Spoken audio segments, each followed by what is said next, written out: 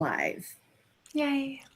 Yeah, it's always nice when it works easily and smoothly. So we'll give hi Courtney. I see Courtney has joined us, which is awesome. Courtney and I met here on Substack, and she's actually a registered massage therapist on the island. So I know, it was really cool. We're like, oh my goodness, like we're actually not that far away from one another. So yeah. She doesn't have any bookings. I might have to go like take a look because I can't find any massage therapists anywhere in the Lower Mainland at all. They're all full. Oh my gosh. Okay, Courtney, meet Curtis. It sounds like he'd like to come see you. Taking a float plane at some point. Courtney, share your URL. I'm going to be in Victoria next week. Maybe I will like beat Curtis to it. You almost certainly. I'm not going to the island for the next long time from now, so you're probably going to get it first. There you go. Oh, that's funny. Yeah. Awesome. Well, why don't we get started and people will join as they do. And so we're here today, 2 therapists and a marketer, and we're going to be talking about when discomfort gets in the way of doing what we really want to do. So I'll start by introducing myself, and then I will let Curtis and Lindsay introduce themselves as well. So I'm Haide Wall Giesbrecht, and I write encouragement along the journey. I have described my writing as an art exhibition of the thoughts in my brain. I've tried to come up with like lots of little one-liners. So a recent one is courageous, compassionate stories of grief, relationship, neurodiversity, becoming, and belonging. I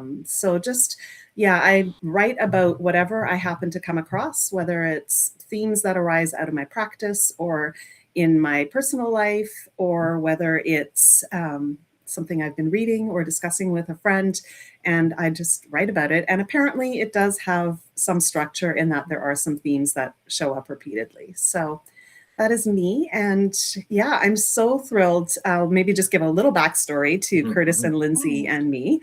I think, Lindsay, we first came across you at a lunch and learn that was put on by our association. And you talked about building a story and having that story be descriptive of who you are and how you relate to clients and the world.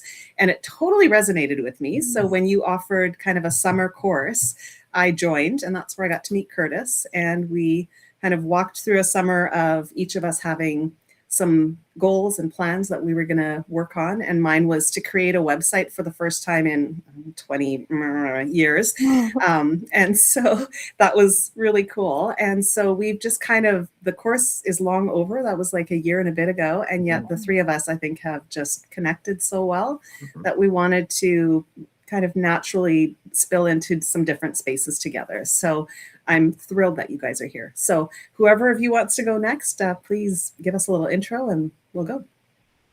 I love it. Curtis, do you want to go next? Sure, I can do it.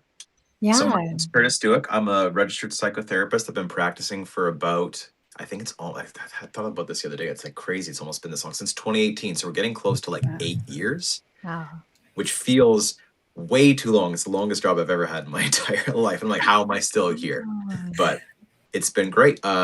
My practice is part-time in Abbotsford, part-time in Langley, and the big focus on what I've kind of tried to niche myself down towards the clientele that I try to focus on is anybody who's really excessively hard on themselves. So like a harsh inner critic, excessive judgment, any of that like externalized sense of pressure or expectation from other people. How do we navigate the way that ultimately kind of makes us feel about ourselves, and the beliefs then kind of generate some of the negative coping behaviors that get us stuck in cycles and kind of fixated on pieces, and how do we break out of that?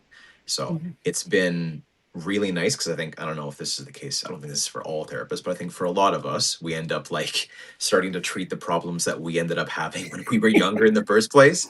So it's kind of nice to be able to bring this whole thing full circle. And like, okay, what are the things that I really needed to be telling myself when I was younger? What did I need somebody else to tell me when I was a kid? Let's actually put that out in the world, and hopefully helps people. The Substack that I'm running is called Feeling Better, but it's not the best place to find me. The best place to find me is probably at Curtis Duick Counseling on Instagram. That's where I've started to, like, inspired by being a part of this group, actually put some stuff out there again, and been super consistent for this month, which has been exciting and really nice kind of for the first month, bringing back my content in a while, like getting some positive feedback from people. It's always nice when like go to dinner with Yes. my parents and my mom's like, oh, there's a teacher at my school who said she Oh, follows you and it was super great. And then I Aw. was at a personal thing for me. Like I'm a super CrossFit junkie. I just got back from like 3 hours at the gym this morning. So like super intense. Did a tournament out in the interior in Kamloops and then was kind of sitting around with some of the other people who were there. And one of the friends that I had there was like, oh, like I love this post that you said. I sent it to my boyfriend. I'm like, you need to hear this. You need to be knowing about this. So I was like, it's super cool to see those like the numbers, Yeah. the metrics of things are sometimes a little bit abstract, but you hear the real stories of people who it impacts, and you're like, okay, I can keep going for another couple of weeks. This is worth it. Yeah. yeah. I Yeah. love that. I've really been enjoying following your content on Oh, Instagram thank you. and I've been sharing it and telling people to Appreciate it. follow you. Yeah. Yeah. Not just because I'm really excited to have seen your journey, but also because the things you're talking about, I think are really relevant for a lot of the people I know in real life. Mhm. Yeah, it seems like it's a story that a lot of us share that maybe Yeah. not everybody Totally. talks. Yeah. Yeah. That's really I fun. think, Oh, what's that? yeah, I think there's just something so powerful about sharing personal story too, right? Like, that's the piece that I keep noticing is that when you show up with something genuine, authentic, and like you said, something that I've struggled with myself, Yeah. it connects with people, and people understand that, oh, this isn't just a theory. This is Mhm. reality. This is someone who knows what it's like to be Mm. there. So that's really cool. Yeah, 100%. Yeah. I love it. Well, it's been really fun to get to know the two of you because I don't think our work is that far apart. And so it's kind of fun to see where the connections are. A lot of what I do is helping people stop shrinking from their big dreams and put in place the systems and the stories that help them to show up as they really are. And one of the explorations I love doing with people is just, finding the right fit for them to be creative and get their voice out there. And for some people, it's Instagram, and for some people, it's Substack, but it's different for each person, and it's not sustainable if you try and follow somebody else's roadmap instead of just finding your own. So I know we've had lots of good conversations about that. So that's part of it. And then the other thing that I wanted to just kind of put there is we're all trying to overcome some of those inner critic voices, those compare and despair things, all of those negative things that we can pull ourselves down with while we're trying to become more visible and put ourselves out there in the world.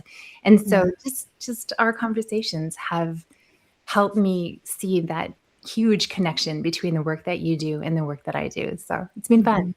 A very cool Yeah. connection, which you wouldn't anticipate necessarily when you're like, oh, Yeah. therapist, marketing. They don't really seem connected, but like you go under the surface and it's cool Yeah. the themes that are like the human portion that both of those things share, right? Yeah.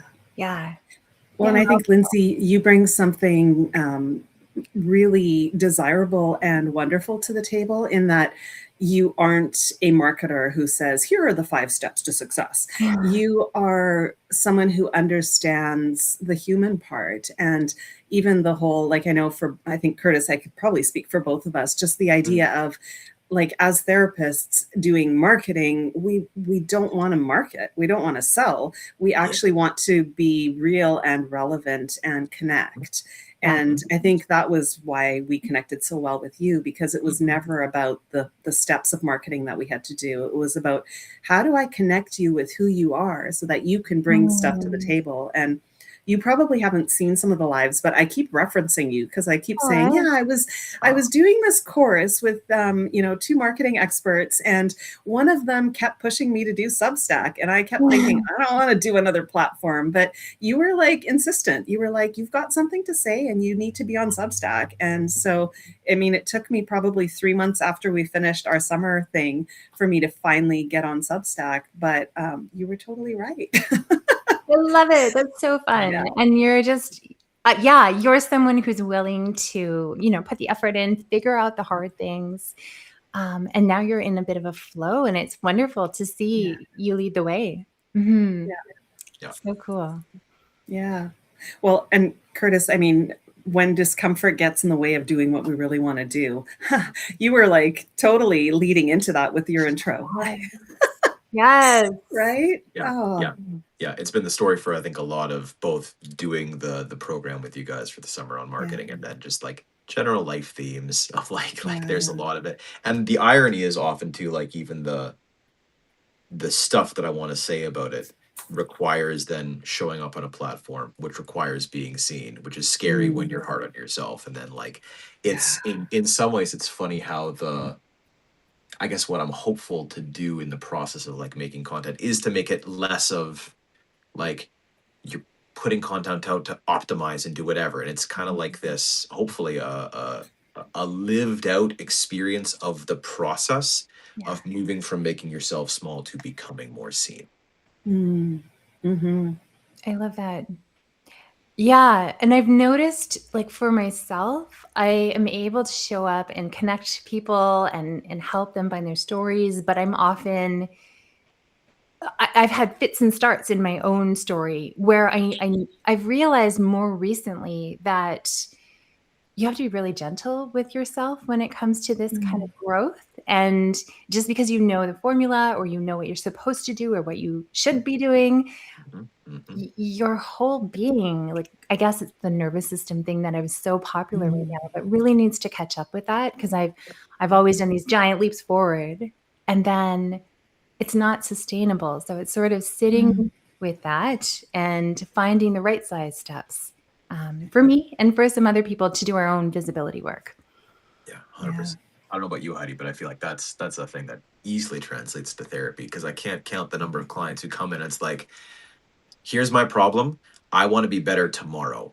Yeah. And it's like, I'm so sorry. It just does not work. I actually saw a really cool, I saw a cool Instagram reel the other day with this guy like filled up a cup in the sink and it was full of all this like dark liquid, and then just tossed the sink on so that new water was coming in, and just sat there and waited. And it really did feel like a great analogy or an image for the process where like it started to become less dark and become more clear with the water, but it took like 15, 20 seconds, 30 seconds. It took time before all that stuff started to clear out. And it's those big leaps can sometimes feel, even if they're technically the right thing or what you're supposed to do, if it feels scary to your nervous system, it shuts down. It doesn't matter how right it is. It's not going to get you anywhere.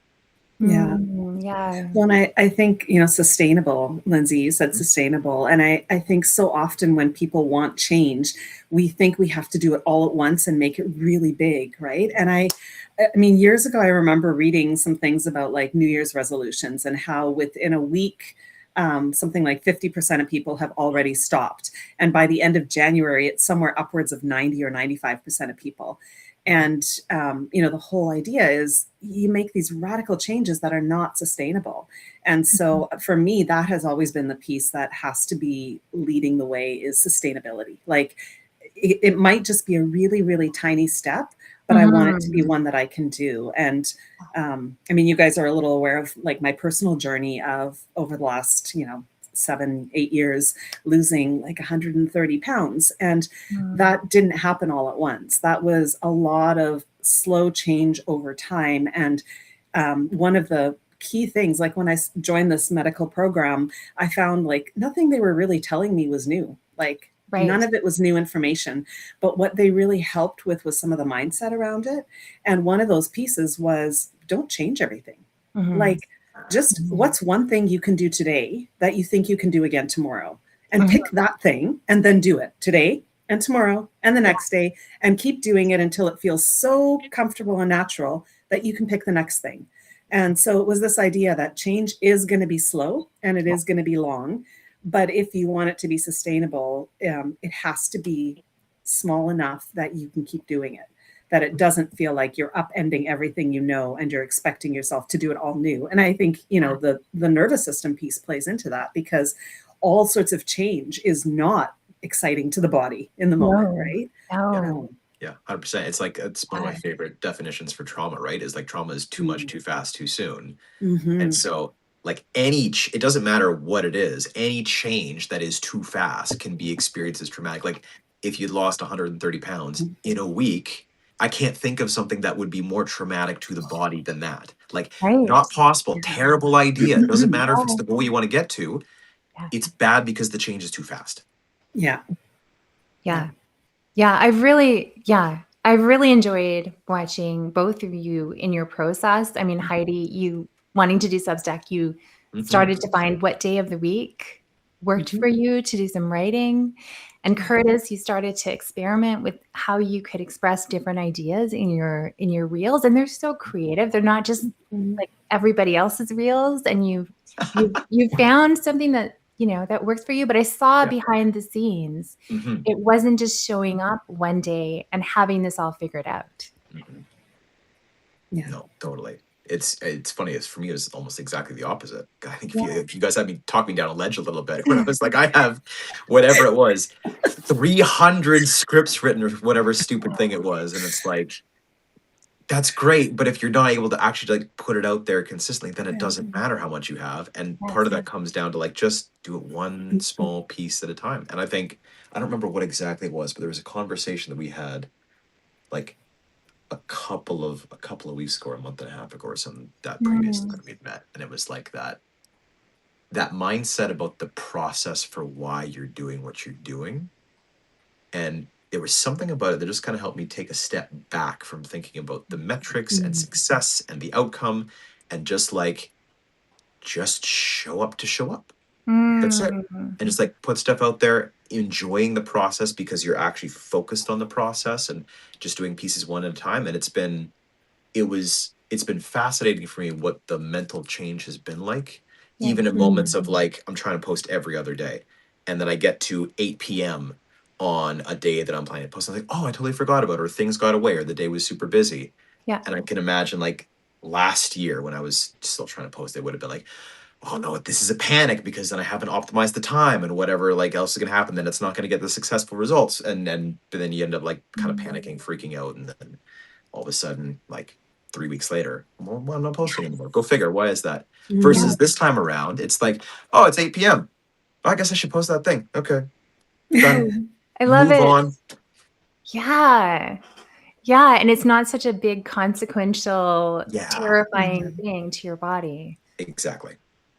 Well, and it's cool, Curtis, because I'm remembering when you came in with like your, okay, here's all the stuff I've got. And I was like, I kind of like hand wrote a few notes. Yeah. And it was funny because I was actually inspired by you, because one of the things that you said you did was you set aside time to write, and you actually took yourself out of your space and like went to a coffee shop with your computer, and you were like, and I like spent 6 hours writing. And I was like, whoa. I mean, first of all, my life doesn't have 6 hours, but there was something about that was like, okay, like I may have to actually create really, really intentional space. And Lindsay, you had been encouraging us to do that. And so I have incorporated more of that, and I'm finding it really helpful. And you helped inspire some of that. So it's kind of interesting to hear you say, like, you guys had to reel me back. So it's like, that I think that community connection, right? Like maybe there is something really valuable about not doing this alone, and finding other people that you can connect with who may come at it from a different perspective and may be able to offer you something that helps kind of tone and finesse what you bring, right? 100%. A little perspective. Yeah, it's been lovely seeing how you guys and me too support each other, even though you're doing totally different things. Yeah. And you're both experimenting and there's no answers. But just how that support has pushed everyone forward. And yeah, I agree. Not doing it alone is really important. Yeah. And it's funny too how like, I mean, you talk about how you like the part of what I did inspired you, when like you would imagine for me, what I was doing was kind of like objectively wrong. It was like, it was definitely too much, or it was definitely from the wrong place or the wrong perspective. But weird how even doing it wrong is still helpful for somebody else. Yeah. And I think when we're thinking about that idea of like what it takes to be seen, you know, in relationship and showing up with people, like mistakes are not always a bad thing. Like my too much is like, can help you bump a little bit in a different direction. And then everybody else be like, Curtis, just chill out, like take it easy.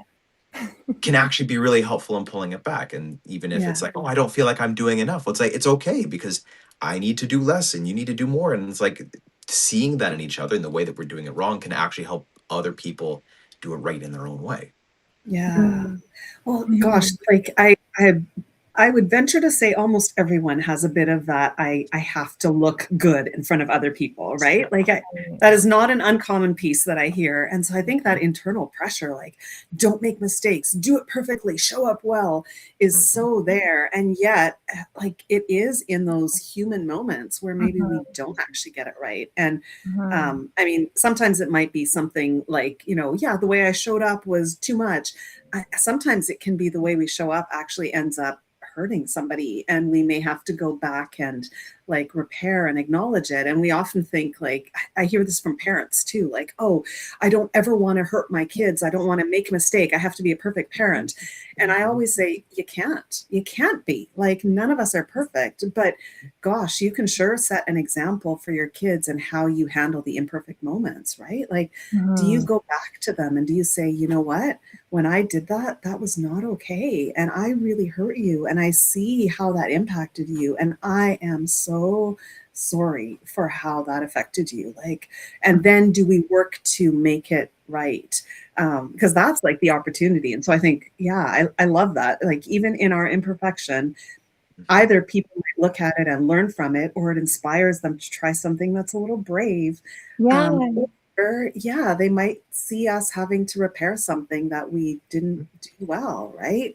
Um, Yeah. And it's so possible, instead of catastrophizing in your own mind that, oh my gosh, if I do something wrong, everybody's going to, be angry with me, or I'm going to yeah. hurt someone. One thing that's been nice for me in the 22 plus years, I'm not going to change that number as I get older, maybe. So, like, perpetually 29. Yeah, got it. No, I'm 48 for the record. No problem. Loving midlife. But one thing that I have seen in my career, working with lots of personal brands and small businesses, is they don't do it perfectly. And it's Mm, the showing up still is really effective. I've seen people build really successful businesses without having anything at all perfect in mm, how often they show up or how they do their reels. I mean, the algorithm changes all the time. Sometimes they're not on top of it. Mhm. It's just the fact of, showing up over time, and also building real life relationships and having a few pieces in place. And it's a constant project, but being engaged in that project is yeah, what it takes. Yeah. yeah, Totally. Kind of yeah. makes me think when you're saying that, the just some of the different things that have even been popping up so far, like pulling yourself down versus being seen, perfection Mm, versus being authentic. Yeah. It kind of makes me think when, like, obviously there will be a lot of circumstances where people will put over like a mask or a facade, or they'll mhm, kind of present a particular part of themselves that feels like, well, this is the part that's good enough to show up. And then the rest of me and the authentic pieces, the mistakes, the errors, the flaws, that can kind of sit in the background. And just Mhm. because you were talking about that, Lindsay, it kind of made me think, I wonder to what degree, when it doesn't feel like I can be perfect or I can put enough mm, of that mask up to kind of pass in my social interactions, I Mhm. wonder if that is the point in time where people start to then put themselves down and pull themselves down. Because it's like, well, if I Mm. can't show up even like 10% to kind of get passed by, maybe I just don't show up at all. Maybe I just really pull things back and push everything down, go quiet, kind of go to the back of the room so that, mm, okay, I'm at least not in danger. I'm not going to be exposed. I'm not going to be seen. mm, I think from my personal story, I'd say you nailed it. Like, for mm, example, probably like 10 years ago, I had this big idea for, Mm, connecting single parents and really speaking on domestic violence. And I started mm, speaking on my story, and I went out there and I put myself, and then it was like, oh, but I don't want this to be my whole story. I mm. don't want to always be showing up this way. And then it was sort of this, uh-oh, what do I do now? Okay, hide. And what do I do next? Just this sort of extreme, almost like a mouse running out there and mm, causing some ruckus and then running back in and being safe is what it feels like now. And Mm, I've done that a few times. And I think you're right, not making the container big enough to have enough of yourself show up mm. isn't really great long term. Yeah. Yeah. So interesting, because as you're talking, I'm finding myself thinking back to college days. And I mean, people who have been following my writing for a bit will have read some of the like messages that I internalized as a child, and they were definitely around being seen. Like how we were viewed was really, really important. And so there were things that you were not allowed to talk about. And you could only ever talk about things that were struggles once you had overcome them. And it could be this positive thing that you could share with people. And I remember, you know, being at college, and it was like my first time away from everybody I knew. Like I went, and my friend that I thought was going with me bailed the week before. Okay. And so I ended up halfway across the country, completely by myself, not knowing anybody, in a new city, new environment. And so you start connecting with people. And part of my backstory is I grew up as a pastor's kid. And so there was a lot of like fishbowl kind of philosophy of like everyone's watching me. And so I remember meeting a friend who had also grown up as a pastor's kid. And I remember like having this time in community where there was like opportunity for people to talk. And he got up and said, like, I'm really struggling with depression and I'm having a hard time choosing to keep living. And I was like, oh, I can't believe he said that. Like, that is like, you know, like rule 1 of Pastor's Kid Handbook is do not talk about the struggles, right? And the thing that shocked me was the response he got from people. Like, people embraced him and came alongside and like checked in on him and, you know, spent time with him, like wanted to make sure he was good. And I remember that being like this moment where I went, wait a minute, maybe those rules that I've been living by that say, don't talk about it, you can't tell anybody, like maybe they're not right. Like, maybe there's a different way. And then like there was this season where I felt like I was telling everybody everything all the time, all the stuff inside, whether it was worked through or not. And then that felt really crappy too. And so it was like this process of figuring out like, how do I share what is real and share what is authentic and share in the moment, not just after all the hard stuff is gone, but how do I do it in a balanced way? Like there are going to be people where I am going to share all of it. Today on Substack is probably not going to be the place, right? And that's appropriate. That's a good thing. But I still want to show up authentically and real and talking about things that actually matter and that are about where I am in the process. And so as you guys were talking, I was like, yeah, I wonder if that actually is part of the process of becoming, is maybe like experiencing what it's like to shut it down and not show anything, and then experiencing what it's like to feel like, oh gosh, I showed too much and now I'm really uncomfortable, and then figuring out like, what is that balance? And I think the balance shifts in different seasons of life, and it probably shifts depending on who the people are that we're with. Like are really safe people who know everything about us. Like I remember when my partner and I started dating, and you know, I remember having this conversation with him where I was like, I have to tell him all the deep, dark things about me, because if I don't, and now we end up together, like that's going to be something that keeps me from him. And I remember sharing it with him and thinking, oh, like he's going to walk away now. And he didn't. And so like, I think we need those spaces, but part of that wisdom of figuring out when is discomfort saying, it's okay, you're just uncomfortable because it's new. And when is discomfort saying, this is not a safe place to be, right? And knowing kind of how to listen to that. And yeah, it feels like anything in life, it's a process of learning as you're in the middle of it. There's no handbook. You're building that airplane while you fly it, right? There's so many things to dig into, Haide, with what you're saying there. Because I mean, like you're right. Like people talk about lived experience. It's because it's lived experience. The only way to build the plane is to do it while you're flying it. Like in aviation, is that the best idea? No, but we're not planes, right? Like we're people, and people are living. Like this is just how we do things. And it feels like when you talk about the discomfort of like how how much do I show up to somebody like my husband? Like, Mm. do I feel like I've got to reveal better, and yet there's still some discomfort in that. How do you know if it's saying it's too much or if it's just new? Yeah. I feel like one of the things when you were talking about the way that everybody kind of showed up for your friend in college when he shared something really hard, to me, I was like, yeah, like when I think about the way that emotions are supposed to work both interpersonally and intrapersonally within us and between us, like when somebody shares vulnerability, the appropriate resonating response to that feeling is support.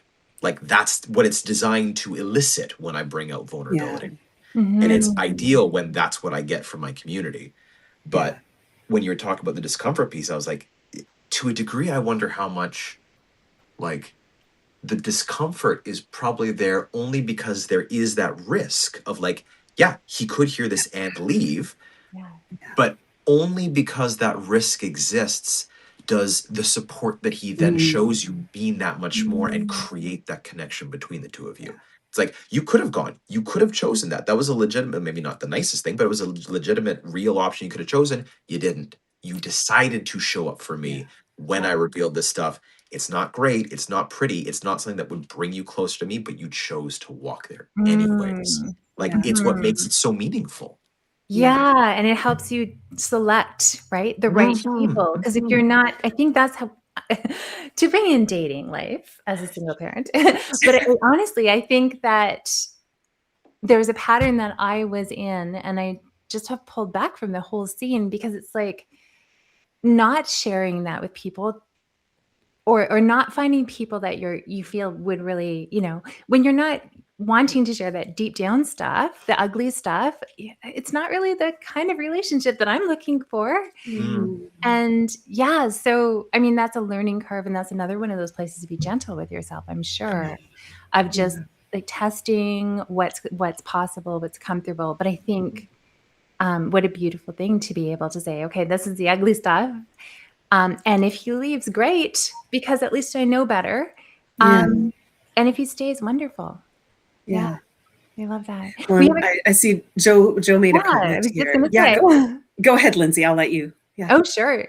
Joe, you said lifetime friends. When I did reveal struggles, were so surprised and had been thinking I was strong like a hero and said I'd hidden it so well. And you didn't think you were hiding it. I completely resonate with that. Yeah. Sometimes we think that we're just being ourselves fully and authentically, and there's stuff there that we might not even be bringing up. Yeah. There's so much, right, around just that, like bringing up the things that we've been hiding where we don't even realize how hidden they are.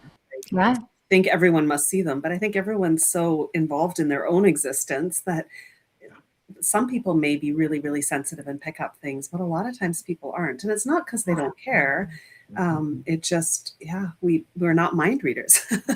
Sorry, Heidi. There's something that in my work is like, sometimes people think they're communicating really clearly about their business or whatever they're doing.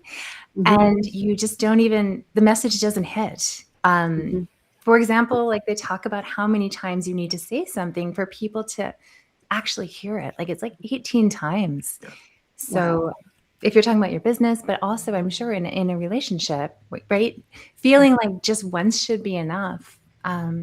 Probably isn't, because we're also stuck in our own worlds too, right? Yeah, 100%. Kind of brings me back to like when we were doing some of the stuff in that marketing cohort. Lindsay, you guys had really focused on saying like simplicity is really important. Kind of being straightforward. And that idea of like the things you're hiding, one of the things that I kind of noticed was like sometimes we can hide things by obfuscating them by doing a lot. But in the doing a lot, we're not really doing very much. I had an example that has happened like yesterday when I had a client cancel an appointment. And so I was just messaging them back, and I sent the message and then I read it back and I was like, there's no way they would know whether or not I confirmed or didn't confirm we canceled the appointment. And so I just had like, because I was like, oh yeah, it's no problem and all this and all this. So I just deleted the message like, yep, sounds good. It's canceled. Appreciate it. That's it. And it was like, oh, that's way better, way more simple and straightforward. But it's that concern about like, if I'm more straightforward, like, what are the responses that people are going to have towards me? Is it possible for me to polarize people? People will like it, people I don't. If I say what I really mean, then it's kind of out there. And when people do it that way, I can't rely on the, oh, well, maybe they didn't interpret it right, or like maybe they don't quite get it, or I can kind of hide behind those layers of obfuscation. If it's straightforward, it's kind of like exposed. Absolutely. Yeah, I'm such a geek about communication, right? And sometimes I'm like, oh gosh, couldn't they just like say yes or no? And if my kids say sure to me, I'm like, sure doesn't mean anything. Sure means, so I just want clear. So completely understand. But you're right. You're putting yourself in the position of more risk when you're holding a position, even in the simple little communiques like that. Yeah. Oh, Joe, and gosh. I think that comment, Joe, you're right. Like, comedy is one of the things that I see a lot. It's funny. It's not like my personal coping habit, but it's the coping habit that I see from a lot of people, especially like my non-therapist friends. Yeah. And it's funny how much I have to kind of like pick and choose my moments about like, am I gonna push them on this? Am I gonna kind of like push that button, or am I gonna leave it this time? I'm like, oh, well, we'll see. And it's give and take depending on the context and what happens. Nice. Because again, that's another way of not being super committed or clear on what you're trying to say. You're just kind of like, ha, it's so funny. But it can leave the other person feeling confused, can't it? Yeah. Or even like that's maybe the parallel with self-deprecating humor. Yeah. It's like, oh yeah, it kind of, however I kind of choose to deflect a compliment, or like, oh yeah, it was nothing, no big deal, or like, anybody could do that. I ordered the things that I used to be a lot more guilty of doing, which were, I'm sure, like not great for the people who were trying to like in like, why else would you give a compliment to somebody if it's genuine, other than like to connect and like, hey, I care about you, I value you, and then somebody goes, Yes, doesn't matter. It sucks. It does suck. Yeah, to be the recipient. Yeah. I sometimes think about like the instinct when I was a good long time ago now, leaving the abusive relationship. People would say, what does your instinct tell you to do? Right. And there are times, especially women in that position or people in that position, when you learn to not listen at all to what you want, right? What your body is saying, what your instincts are saying. And I don't think it's just people in that situation. I think it's probably pretty common, isn't it? So you don't even necessarily know what you mean in the whole picture. Yeah, 100%. You were talking about, Lindsay, systems earlier, like systems and the stories. And I feel like that's like below the level of any single type of incident.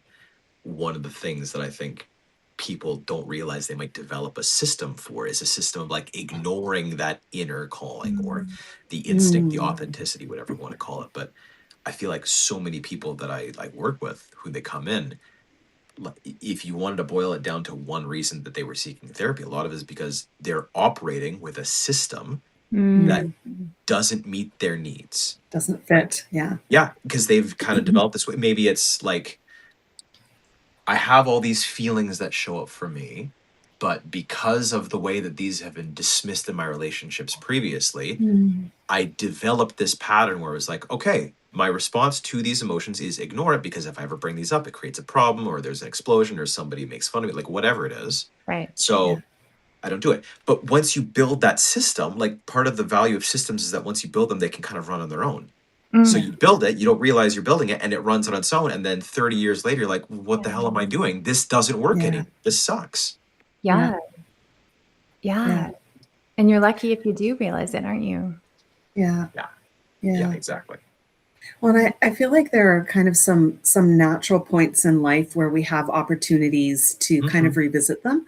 And sometimes people are able to take those opportunities, and sometimes because of circumstances, maybe they're not in a safe situation, they may not be able to. But I find, like, to me, this ties really into the stuff that I love, which is the who am I work, right? The reconnecting with yourself, if you read my Substack, it's all over the place there. But it's that I find I love like some of my young adult clients, like kind of, 16 to 26, kind of in that time frame where they're starting to kind of do some of that evaluating of like, okay, wait a minute, this is kind of the rules of my family, but I don't know if those are rules that I want to have for my family moving forward. And so doing like some of that evaluating work. And I think kind of another place where that naturally can come into play, again, if we have some awareness around it, is when we start to have some significant relationships, right? And whether it's kind of a partnership or kids come into the mix, like it gives us a natural opportunity. And again, not everyone is necessarily in a place to take advantage of it in those moments. And I think where it often shows up again is kind of in these middle years, right? I was gonna say, Right, totally. But I think it also shows up in circumstances like I lose my job. Now, what am I going to do? Right. Or I'm moving to a place that I don't know. What does this mean for me? And so just, some of those invitations to really kind of dig into some of that of what are those systems that I've learned to live by, and do they still fit? Are they actually my systems, or are they, like systems that were handed down by my parents and their parents before that, and the trauma that our family went through? Like, are these actually my systems, and do I want them? There's so much there. Because you almost, so this is very relevant to me. I can be a bit of a guinea pig here.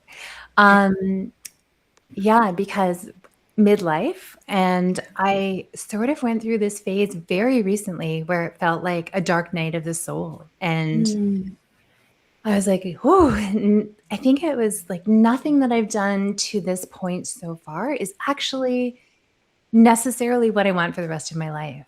And so I've been raising kids. My kids are 25, well, almost 25, 22 and 15.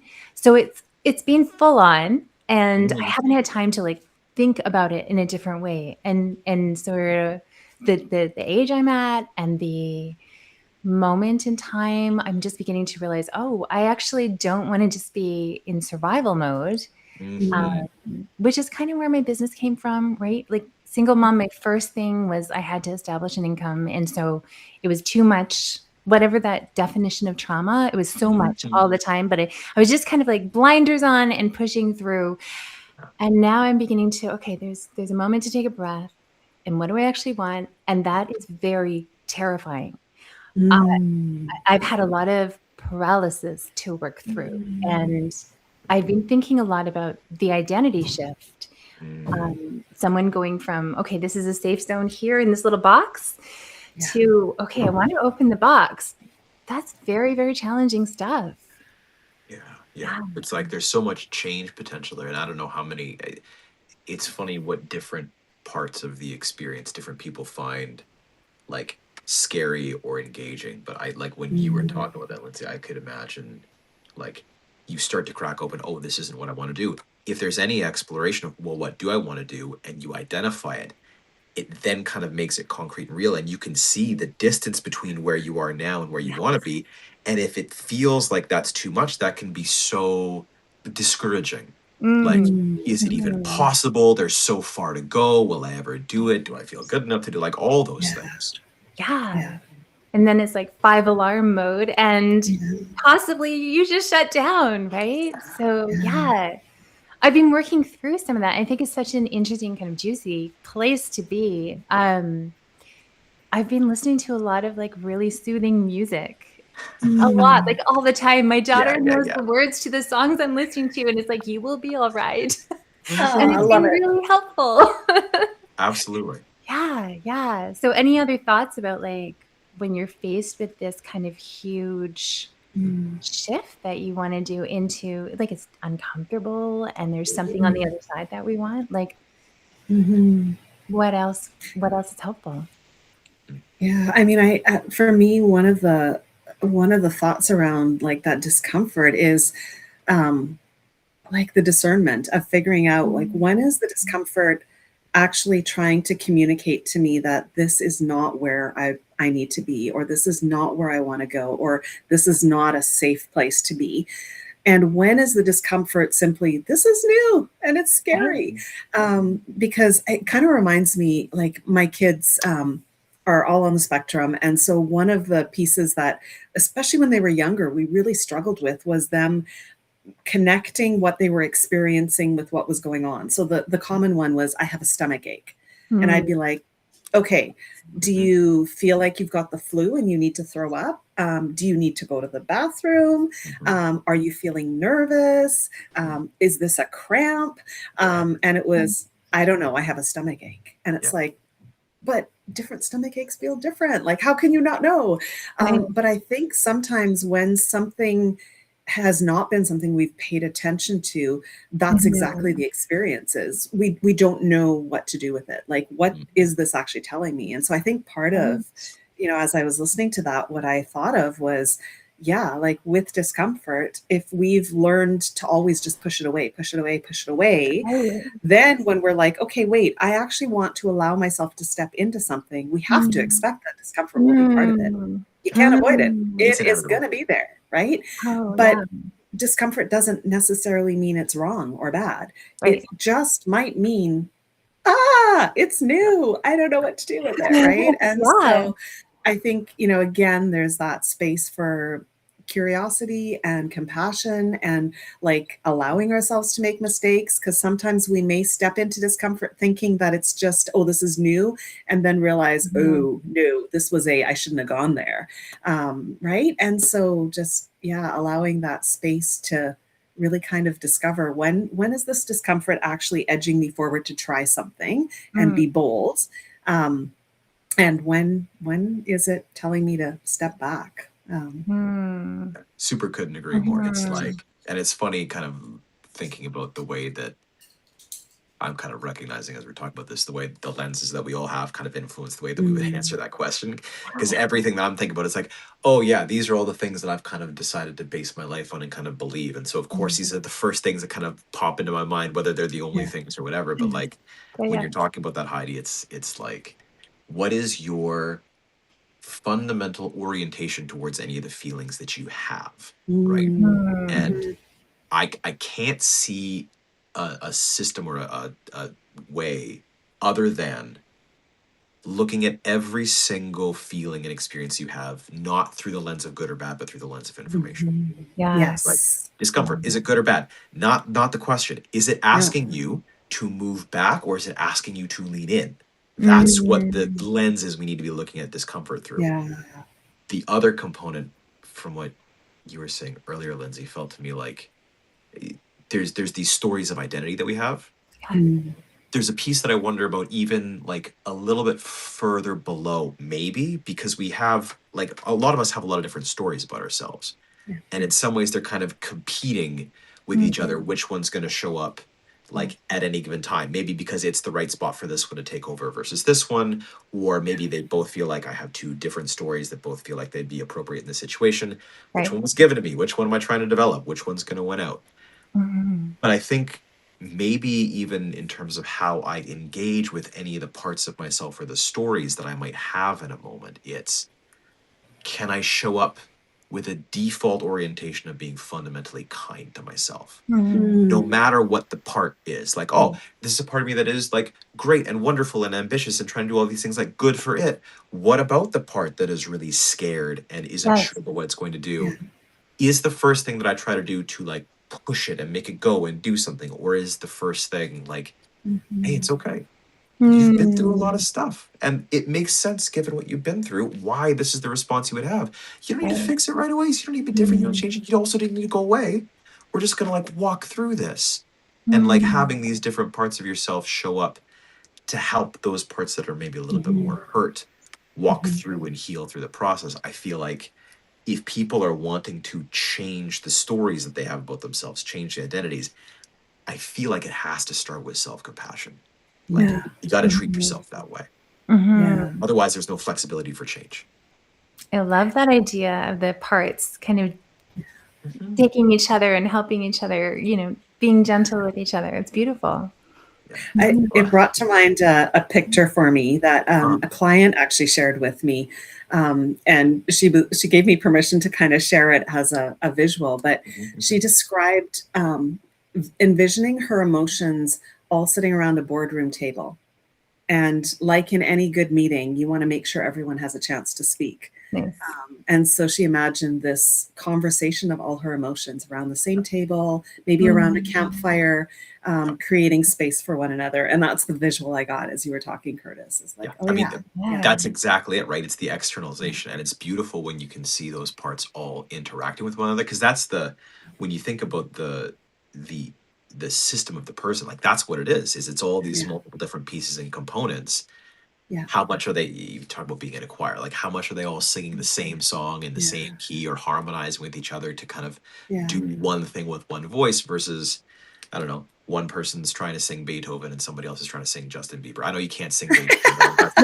Yeah. Well, and it's sort of what Haide was saying about, like, you're constantly pushing down the discomfort. And I think maybe other people can relate, but I can see that in survival mode, raising kids, so many things to do, got to make it all work. Discomfort was not something I had any time for at all. And then all of a sudden it's a little bit of space, and oh gosh, the first thing that bubbles up is, whoa, there's all this stuff going on, my hair is on fire. And like, oh, you were there all along, I just wasn't listening to you. So exactly. Yeah, interesting. Joe says, catching myself holding my breath. I'd done that for quite some time. Those moments of recognition and realization of like, oh, this is what I'm doing. Maybe when somebody brings it to your attention, you have, like you suddenly see that space where it's like things have been this way and then like one kid graduates or one kid stops playing a sport of some kind. All of a sudden you have a couple extra hours in your week, and it's like, that's the point in time where now this is showing up, because it's like, oh, I finally have space. I'm coming up from below the surface. Yeah, it's wild. It's also wild to me that it's like, oh yeah, this is what, like, didn't Carl Jung say this? Like, this is, it is really funny how there is knowledge about all of this stuff in the world, right? Like if you push something down, it's going to come up in some way. But actually living and experiencing it is a very different thing. 100%. Yeah. So when we talked about this topic, when discomfort gets in the way of doing what we really want to do, is there something for you guys that that discomfort has been keeping you from doing? Or is there somewhere where discomfort has been present, but it's actually urged you forward? Yeah, I think I can think of examples in my life where both have been the case. I think one of the places that I've found it really discomfort has been limiting has definitely been like in relationships. Where it's the, like, especially thinking about like maybe my primary story when it comes to identity is like, don't do things that are going to make other people uncomfortable. Right? Seeing discomfort in other people through that good bad lens of like, oh, if they feel that way, it's really bad, so don't do it. If they don't feel uncomfortable, that's the good thing, that's what you need to do. But then noticing how much that like actually starts to pull you back from relationships, because you can't exist in a relationship with somebody without the risk of them being uncomfortable, right? Like, we're different people who have different things that we do all the time. Like, there's always going to be that point of friction anytime there's contact with anything. And so if you're trying to avoid the friction altogether, like, the only way to do that is distance. So that's been a challenging piece. But I wonder, it's sometimes you can find different scenarios and like, okay, I wonder if I can apply the ideas and lessons from this to here. A space that has not been, or a space where I've learned to lean into discomfort more, has 100% been in the gym doing CrossFit stuff. Like the more that you do it, I find the more, anytime when you notice like progression and you feel like, oh, something's getting better, or I'm improving, or I'm growing, that can kind of change the dynamic in the relationship with discomfort. Another thing that I think is interesting is sometimes I think people can kind of go a little bit to the extreme end of things, like where they look at discomfort and like, I'm not just going to lean in, but like, I'm going to go, and even maybe when it says no, like I'm thinking about like David Goggins, who's kind of like the poster child for this, like running an ultra marathon, like feet are bleeding everywhere. And it's like, well, this is probably not supposed to be exactly how it's supposed to go, but Yeah. to a degree, with like maybe Yeah. dialing it back a little bit with that same concept, thinking about like some of the clients, because I've worked in the past with like a bunch of amputees and people who have kind of been through injuries and stuff. And when I have discomfort during the middle of an exercise, knowing that like it's not going to kill me, it's not a problem. In many ways, I can probably keep going. It's just like sore or it's lactic acid building up in your muscles. The mentality or the thought about what a privilege this experience of suffering is for me currently. Because not everybody gets to move their bodies this way. Not everybody gets to do this stuff. And experiencing this discomfort over and over again has actually made me like really good at this thing, to the point where like I had a conversation the other week where someone was like, hey man, like I really look up to you when I come to the gym and see stuff. And it's like, but that doesn't happen if you don't lean into the things that feel really uncomfortable. So it's one of those things where I think about how much can I take that mentality of, and I haven't quite made this connection yet, but how much can I take that mentality of the discomfort is kind of a privilege from one area of life where it's working, and move it somewhere else where I haven't quite found a way to figure it out yet. Yeah. I love that. There's so much to unpack in just that little story, Curtis. I'm going to have to do this again, you guys. Sorry, I'm cracking Totally. up on words. So good. Usually what happens in a really good Substack Live is we hit some really good stuff and then it's time to be done. So yeah. I love how you pulled lessons, and I love that idea, because even to me, I run, and leaning into this really hard period in my life recently, I've started going to the gym and swimming. I'm not a swimmer. I'm swimming at 6 a.m. a lot of the times with a friend. It's just like the physicality, and it really can lead the way sometimes when I feel stuck. So it's nice to, it's good to hear that and to think about bringing those lessons into other things. Yeah. 100%.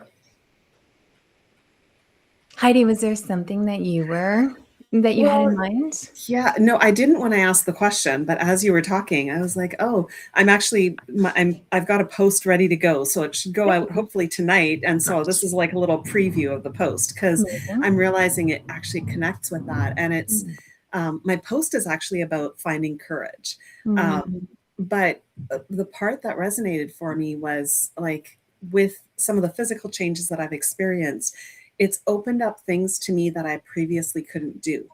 And there's the mental space around your body changing so significantly is really challenging, because I can literally look at myself in the mirror, and I think it's getting better now, but it has taken years for me to look at myself in the mirror and actually see what's there. And so that also impacts my brain and how capable I see myself as being. And so this last year, for some reason, has been like the year, well, I shouldn't say for some reason. I had, as both of you know, I had my last skin removal surgery a year ago.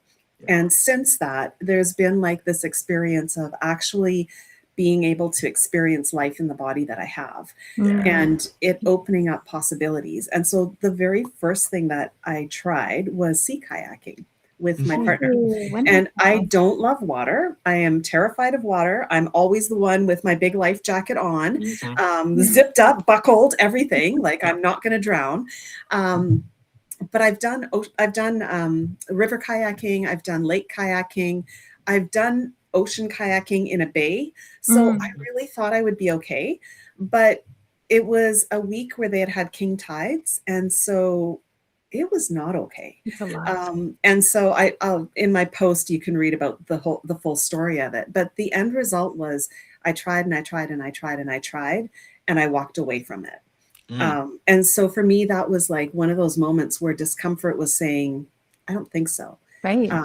And then the second thing I did was a couple of months ago, I went ziplining for the first time. And I did write about that as well. I stepped off the platform, and I'm scared of heights. I'm realizing in my old age, I have a lot of fear. You keep doing activities and it seems like. Apparently, it's this midlife thing. I don't know. And so I went ziplining, and I was like, I sure hope I can do this. And my cousin and I were together, and we're like Mennonite background. background. And one of the things about Mennonite is like frugality. Like you buy things on sale, and if you've paid for it, you're gonna use every last bit of it. And so we paid for it. And so that morning I said to my cousin, I'm like, so what do you think is going to win, like Mennonite frugality or fear? And she's like, well, I don't know about you, but I paid for it. I'm doing it. And so we did the ziplining thing, and I loved it. I was like, oh my gosh, I want to go back this afternoon and do the next course.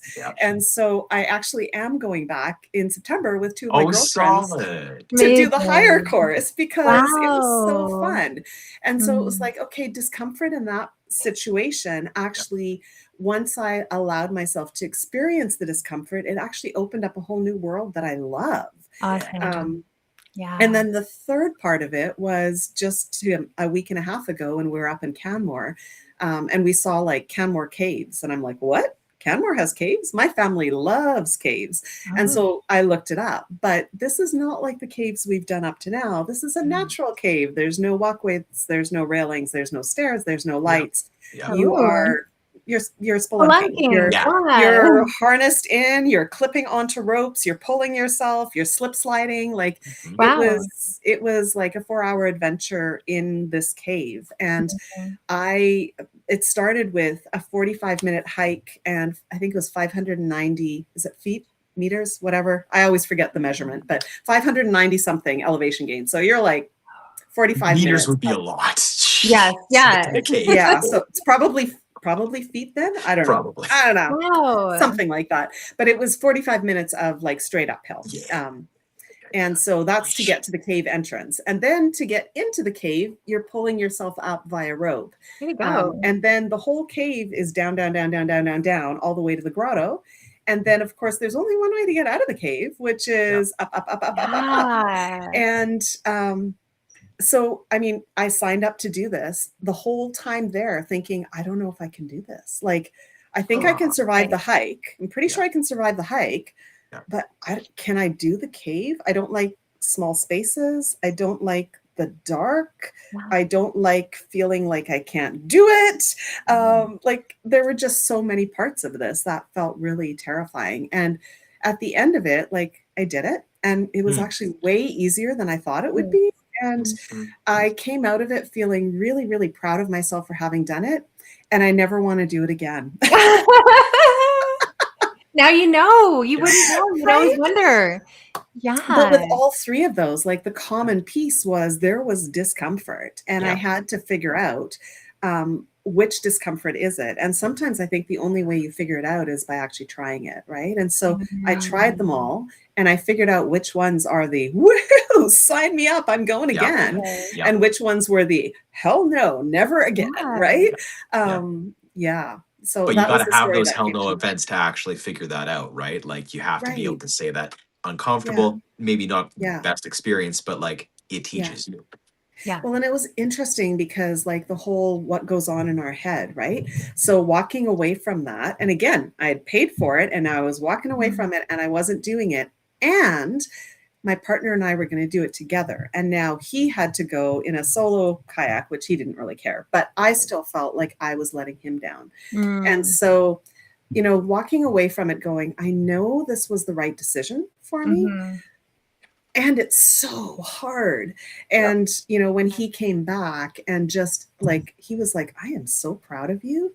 Like, not only did you try it, but you kept trying. Like you tried so many times. And the fact that you couldn't, he's like, I'm proud of you for trying. And I'm proud of you for walking away. And I was like, oh, thank you. Like that was what I needed to hear. But I think often in those moments when we find that the discomfort actually takes us to a place where it's telling us to walk away, we can often beat ourselves up, and that critical voice can come in and really tear us down. And so I feel like discomfort and compassion have to go hand in hand.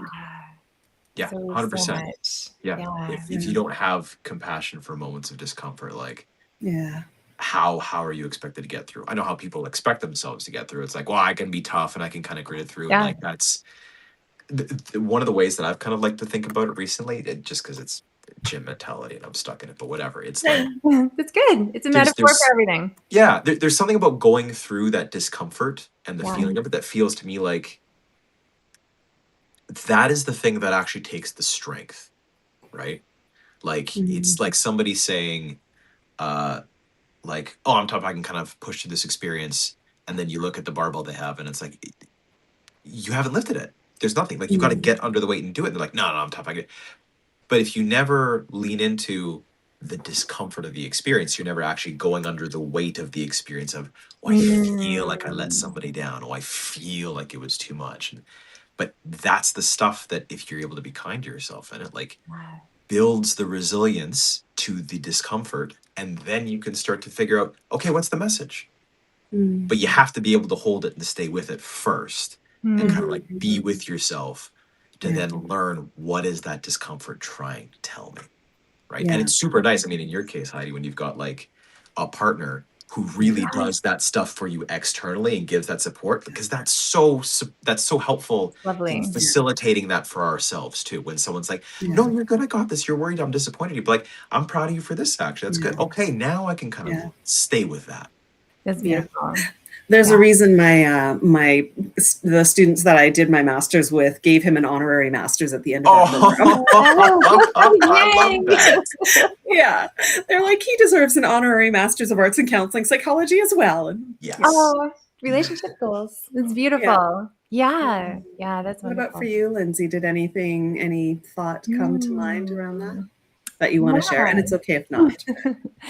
I think when we initially talked about this topic, I had business growth in mind, yada, yada, yada. And there are things that I want to do, but I've had certain callings that I'm beginning to really feel into. And someone's ringing my doorbell. Should I let them sit? Yeah, let them sit. Well, depends on what would be less discomfort or more uncomfortable for you, right? Like lean into whichever discomfort you want to lean into. Well, and then I should.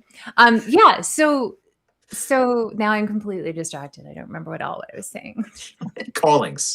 Calling. Yes, the callings. Yeah. So it's really interesting. So sometimes I have taken a lot of like public speaking courses, for example. And people have asked me like, what do you want to speak about? And I always thought it was, okay, I want to share my story, but it's really not that. What do you want to speak? And I never really knew it, but I just kind of followed some curiosity that way and in different avenues. And so I think now the discomfort is probably more like paying a little more attention to those things that I want for myself, as opposed to just the things I need to do to keep the lights on. So yeah, we'll see. There's been all kinds of fun adventures and stories, but really like at the crux of it all, it's just, finding that path for myself. Yeah. Awesome. You guys, I have so much appreciated having you on. This has been so fun, which we knew it would be because I've enjoyed it too. This has been great. Yeah. Like every time we get together and have conversations, it's wonderful. So I totally think we should do this again. Yeah, and 100%. we'll put it out there and let people know when we plan our next one. Any last words you want to leave our listeners with? Sure. Let's do an example. I've learned through this experience of doing this that the discomfort that I had about stepping into this without a frame, without a script, with anything, is now calling me to say, oh, this is actually easier than I thought and enjoyable. So you should probably lean into this and do this more. This is what I've been learning. Yeah, because Curtis, your work on Instagram is so beautifully produced and like you put a lot of thought, effort, and time into it. It is kind of the opposite, isn't it? It's like just go live, shoot from the hip, go for it, which is great because I know you guys told me to do like talking to camera, straight reels, and that's I'm sitting with it. I've been thinking about it, and hopefully this is going to be another piece of motivation. Like, nice. So you can do it. It's fine. You didn't bubble anything too. Like, you're good. Give it a shot. Yeah, and if you make a mistake, talk to yourself with compassion. Right? Exactly. That's a really good idea. Yeah, I love that. I think one of the big things that I'm really deeply learning is don't try and take a kilometer-long step or a mile-long step at a time, right? That slowing it down, allowing the baby steps, going to the gym, putting in the reps, that sort of approach to life. See the gym metaphor? And yeah, it's like everywhere. And even though we're opening up to really big possibilities, it doesn't all have to be like right now, everything at once. It's just too much. So yeah, 100%. slow growth. Yeah. Very cool. How about Well, you? I will just end with 2 questions for people to think about. The first one, I guess, is what might change if we just expect discomfort to be part of it? You know, what might we be willing to lean into or step into if we're not expecting it to not be uncomfortable? And then just a thought, like, what if discomfort isn't actually proof that we should stop, but more evidence that we're like leaning into something that's actually meaningful? So, yeah. Brilliant. I love that. Great questions. Yeah. Both of them. Yeah. So, yeah, thank you everyone who joined us. Lots of wonderful engagement, and yeah, thank you everyone. And thank you, Curtis and Lindsay. Before this, I was thinking, I think I have found my new thing, and what it is introducing people to Substack Live. I do so many of these where I am like, oh, this is my first Substack Live. And I'm like, it's not my first Substack. I love it. So yeah, so thank you for letting me drag you into this. And it's been a lot of fun. We appreciate you doing it 100%. Thanks for taking the reins on it. This is great. Totally. And we'll do it again, and we'll keep everyone posted on when that happens. So have a fantastic weekend. And yeah, if anyone wants to communicate with us, we'll be sharing this video later, and you're welcome to send us messages. And thank you. Thank you, guys. Thanks, Great everybody. conversation. See you soon. Bye. Okay, bye.